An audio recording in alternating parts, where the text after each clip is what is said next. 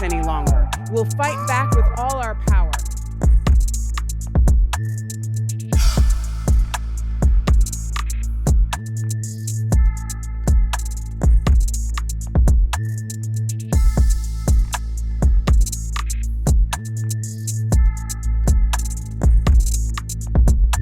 Take back your power.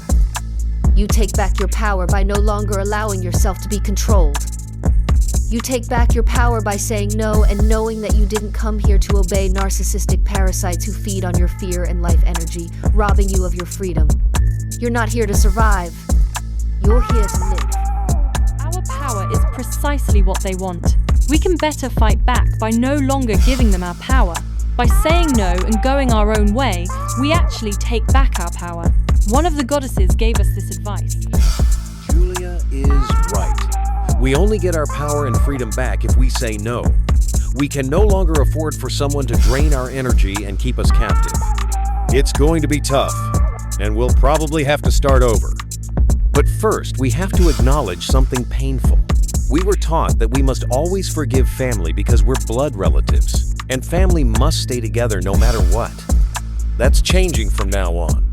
Family that deceives you, treats you badly, and doesn't grant you freedom is not family. They are the Agent Smiths of this system, sometimes without even realizing it, but they are not our real family, and we have to let them go. They are the burden that keeps us captive, and they don't wish us well behind closed doors. So we must first clean up our own house and let go. And let's not forget those so-called friends and so-called lovers.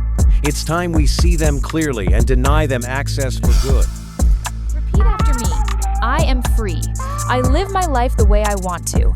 I am protected from all negative energy and people with negative intentions. I see through all the manipulation and stand in my own power, full of loving energy that makes vampires afraid to be near me.